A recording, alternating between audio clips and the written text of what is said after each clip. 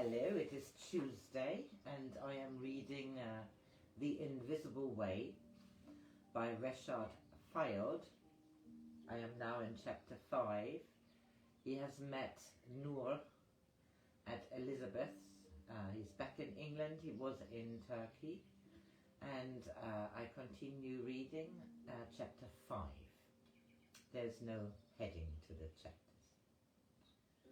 Ah, there you are then, said Elizabeth, coming down the stairs.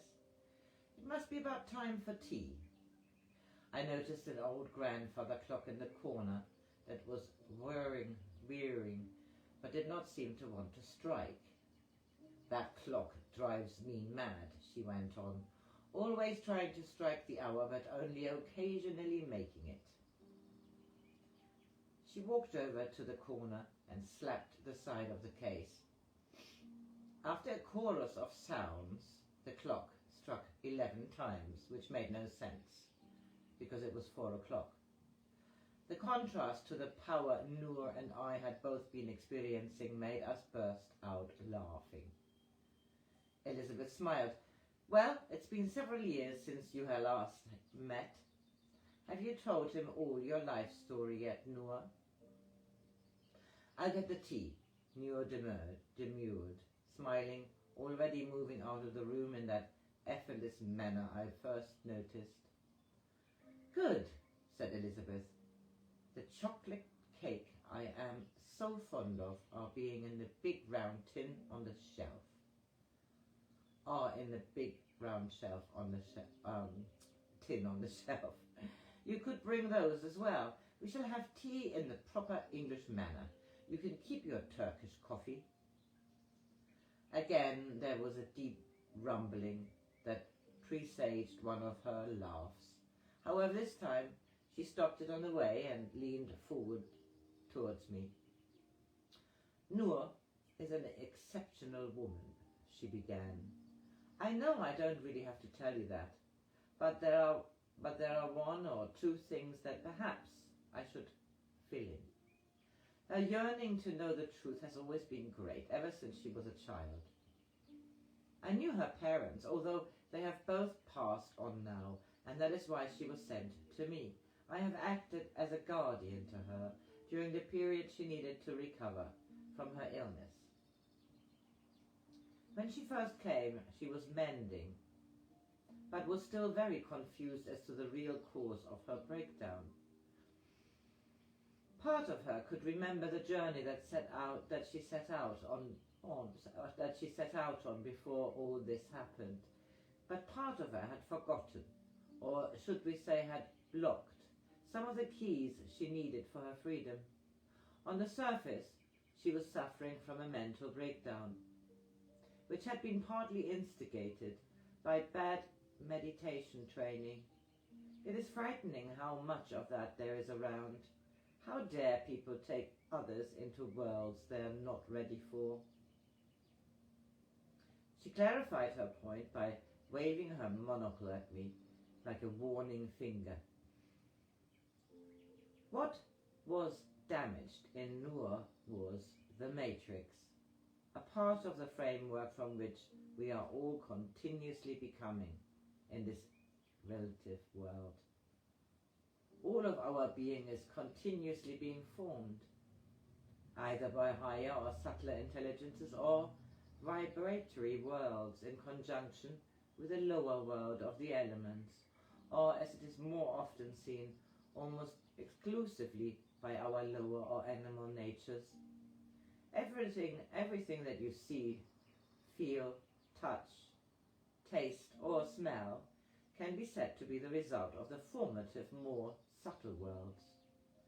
That is why it is so often said that this world is a world of illusion.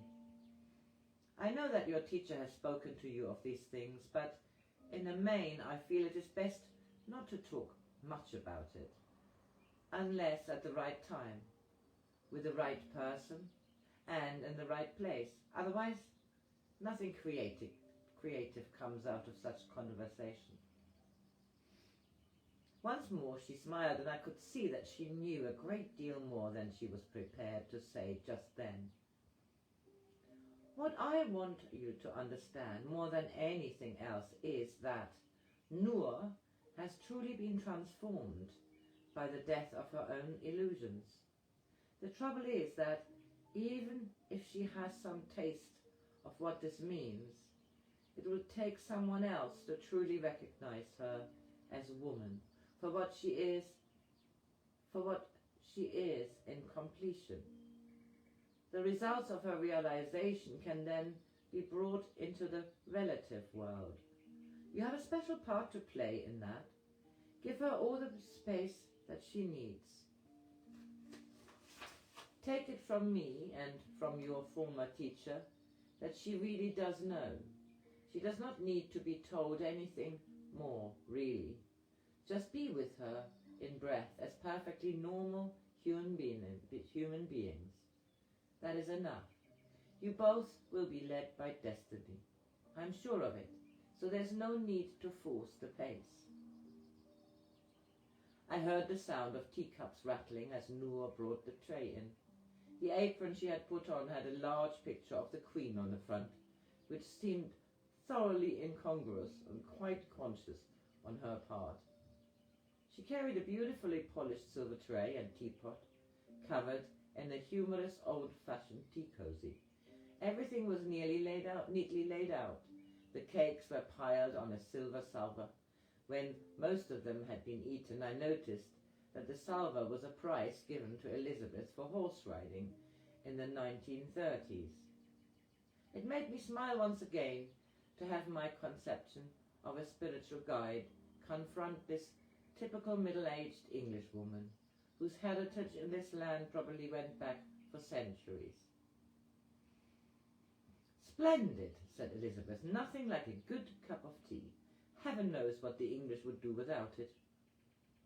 And somehow or other it always seems to be there at the right time. Noor spoke very little during the conversation, but I remembered what she had said.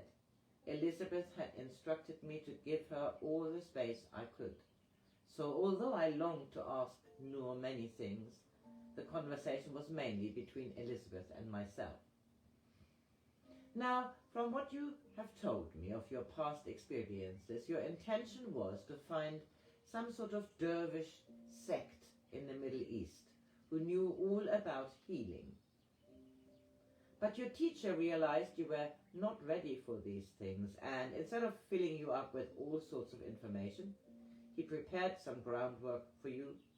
A play was enacted in which you took part, and the experiences themselves became the teacher. Now then, she said, I would like to set out a program for you, since both of you have time to spare. Time is not, however, to be wasted, for waste is the greatest sin. I can get on quite well without Noor being here. The neighbours will come in once in a while, and as long as you both keep in touch, that is all that matters. I am to be a spiritual tour guide for you. But if there is a tour to be taken, then we must discover the aim. It would be stupid if you ran around the world with no aim in mind. What we don't want to have is an aim that is vague. Accuracy in all things, she said, slapping her thigh vehemently. Thank God I had a disciplined upbringing. I was simply not allowed to be vague. I had a wonderful mother who taught us to make a decision, meditate on it, asked ourselves whether we were truly willing to do whatever it was, and then do it, having visualized exactly how and what we were going to be doing before starting. So, let's have a look at why you are here now, and therefore what the real aim and purpose of it all is. What do you think yourself? Well, there's the realization I had in Turkey. And of course there's the whole question about women and the matrix. I found it hard to express a definite aim. I asked Elizabeth if she would help. Tut, she commented. How serious you are. Where's your sense of humor? If you look as serious as that, you'll have no fun at all. That is all I would want for you or for anyone in the world to live a joyful life and be proud, and that means to be humble, to be alive. Too many people are chasing God, the truth or whatever, as though it is the end, the truth or whatever, as though it is the end of the world. So let's have a look at the situation. In the tradition you follow, it is said, look to the signs, is it not? So if we have to have a peep at the signs, maybe something will come of it. Oh, larks, wait a bit. It's time for the 6 o'clock news. I wouldn't miss it. I like to keep up. And anyway, I rather like the announcer's voice. So she switched on the old radio and leaned back in her chair. I was completely nonplussed by her action. What could be so important about the news at that moment? It was true. The announcer's voice was very pleasant, but as far as I remember, nothing new was being reported. There was the usual trouble in the Middle East, a murder in central London, 3 or 4 strikes, and the Queen had gone to Scotland to open a new building. Elizabeth, however, seemed to thoroughly enjoy it all, and she only turned off the radio when the sports report came on. There, she said, now, what were we saying? Oh yes, I remember. It's about what you are going to do in this next period. I noticed that my agitation and heaviness had gone. Perhaps my mind had been taken from it by listening to the news, but I did feel strangely lighter. Sometimes it is good to stop and listen to something else, she said with a twinkle. It provides time to work, to go on at another level. I'm going to send you to a very special friend of mine who holds knowledge of what you really want to know. I realize that it is not possible to verbalize the purpose of the journey exactly, since there are always hazards and things can change.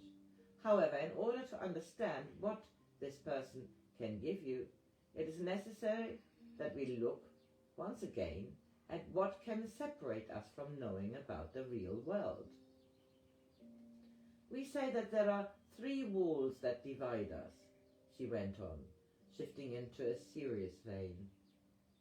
These are the walls of envy, resentment, and pride. If we look carefully at our own degrees of these 3 negatives, we can see what motivates us and also what blocks us from hearing and seeing the truth. Listen carefully now, and you will have something to work on each time you find things difficult to explain. The first wall, envy, is much more subtle than we normally think. Of course, envy produces greed, avarice, and such things. But has it occurred to you that it is through envy that we try to have someone else's experience? By now, you surely know that this is a ridiculous attempt, since no 2 moments are alike. The experience that one person has can never be the same as another. Envy makes us strive after something that is not our own, that is not real. And so what we think we feel is only a watered-down version of someone else's reality. So do not, under any circumstances, try to copy someone else. You must have something real for yourself, and then you have something real to give another.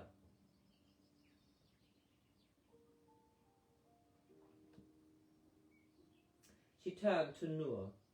Do you remember, dear, she said, how I explained to you that one of the reasons you got yourself into such trouble was that you went searching for someone who could create in you an experience of what you called reality.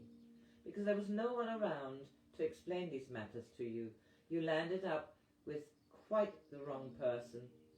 But perhaps it wasn't as bad as all that, she said, smiling gently. After all, now you are mended and reformed in another way, and that's better than repeating the same mistakes again.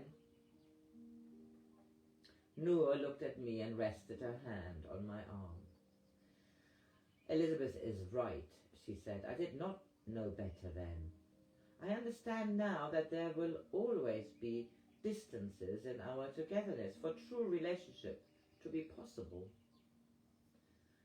Now the second wall, the wall of resentment, Elizabeth continued, can be seen all over the place, can't it?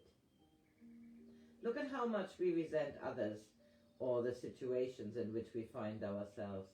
Are we not always trying to change something that is just what it is? And when we find that we cannot, we resent it. It is a beastly disease, quite as bad as the chickenpox I had when I was nearly 40. I was covered with sores and I wouldn't wish that on anyone.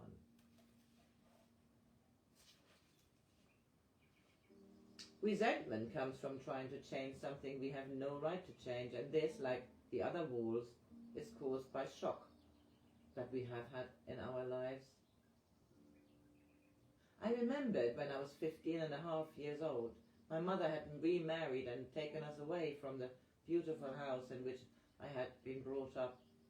It was there that, even as a child, I experienced what it meant to see through the looking glass into the real world. When I was 8, I became deeply fascinated by the world of nature, and our gamekeeper became my first teacher. Whenever possible, I went out with him into the woods and forest, while he made his rounds of the 500 acres we owned, watching for poachers and vermin who might attack the game. It was during the Second World War, and food was so scarce that we relied extensively on what we could find in the wilds, particularly rabbits. Mr. Taylor was an extraordinary man, a mystic in his own right, and although only partly educated, he was able to transmit an enormous amount about the world of nature that he knew and loved so well. For him, the realization that everything in life is interconnected was easy. He spent long hours showing me how rabbits in the field would respond immediately if one rabbit was disturbed, and that by stamping its back legs and warning, all the rest of the animals and birds in that area would instantly be on the alert through the vibration set up at that moment. Sometimes he took me out at dawn to sit by a particular gate and watch the change from night into day, seeing the night creatures return to the forest and the birds wake up in song. I was just 10 years old then. Taylor taught me well in the 2 years I went with him. I learned to carry a gun and to shoot accurately. I knew all the rabbit holes and hiding places on the estate, and I knew how to make the sound of a rabbit thumping the alarm and how to judge the way it would run from its seat if it had to. I learned to love the land and its creatures so deeply that they became a part of me. And then the test came. Taylor took me out into the woods. It was a cold winter day with a little snow on the ground, the sun warm and bright overhead. He did not say anything, but we had become so close that most of the time words were unnecessary. Very carefully he led me through the paths, then off the beaten track, along the hedgerow by the side of a ploughed field. We walked silently in that space of deep inner silence and awareness that I had practiced for so long. Not a twig cracked under our feet. It was not very long before he held out his hand, signaling me to stop. He pointed down to a patch of dried bracken, lightly covered with snow. It was about 6 feet away, and to the average person would have looked no more than a mound in the snow. There were no footprints, but fresh snow had fallen during the night, so the rabbit could have been there before it started. He signaled me to get closer. Very carefully I approached the bracken, scarcely breathing, every muscle alert. He nodded to me. Now it was up to me to know which way the rabbit was facing. The knowledge and instinct that had developed during those years told me that if I stamped in front of the rabbit, it would be impossible to catch it. It was necessary to make the sound of the alarm just behind it, and throw myself down onto the spot from which he would emerge. I guessed correctly, for as I made the noise, the rabbit bolted out of the seat in a flurry of snow, and I fell back on top of it, one hand holding its back legs and the other its neck. Taylor nodded again, and in the precise moment that the rabbit died, there was such an intensity of love and respect for its life that I was completely opened up to another world. Every tree had an invisible counterpart, every bush the same, and everywhere I looked there was a world of shimmering light. I do not know how long I just stood there, the body of the dead rabbit in my hands, but the memory remained with me all my young life, from that time until my mother sold the house and land when I was 15 and a half. I could see this matrix of light. It was like having a blueprint or negative of a photograph from which everything in this world was taken, its shape and pattern. But the moment we went down the driveway of that land for the last time, I experienced such resentment that the window that had been opened for me closed once again. I could not see into that other world, and I felt left with just the pale, static replica of that vibrant and subtle matrix that once been so real for me. For years I worked on the resentment, but it was only during the time in Turkey that it finally went. At last there was no bitterness. Time, which had stopped at that moment I went down the driveway back to school, flowed on into the present moment, and I could see into the real world again. Pride, I heard Elizabeth emphasize pointedly as I quickly tried to refocus my attention, has to do with feeling that we are special in some way, and that stems from ignorance. The root cause is also from shock, however, and the result of this is that we try to defend ourselves and become arrogant. No one, I repeat, no one is more special than another, or let us say that we are all equally special. I felt that she was addressing me, however subtly. But enough, Elizabeth said abruptly. Just remember, both of you, that each moment in essence contains the formative world of all our lives. But this is only available to us when we are truly present. It is up to you to meditate on these things. Noor can help in this sense, since what she thought everything to be based on her own illusions has gone, and there is something real remaining. Noor smiled. Thanks to you and to the others who were there for me when I was going through it all. She was talking quietly, and I had to lean forward to hear what she was saying. I will always be grateful, she said. Ha, said Elizabeth, with a triumphant look on her face. Now that's excellent. Do you hear? She asked, sticking her monocle firmly in her eye and staring at me intently. The key to will is gratefulness. I often tell people this, for without will we can do nothing. We are simply splattered all over the place with no real motive or intention. The key to will is gratefulness. If we wake up each morning and are grateful, eat with gratefulness the food that God gives us, and are grateful every moment, that is a start. And since will is necessary for order to prevail, we had better jolly well get on with it. Now you two, get out and let me go to bed early. Take her out to dinner or something, and we'll meet again tomorrow. She started to get up out of the chair. Help me up, for heaven's sake, she said. Can't you see I'm an old woman now? And anyway, there is something wrong with my knees.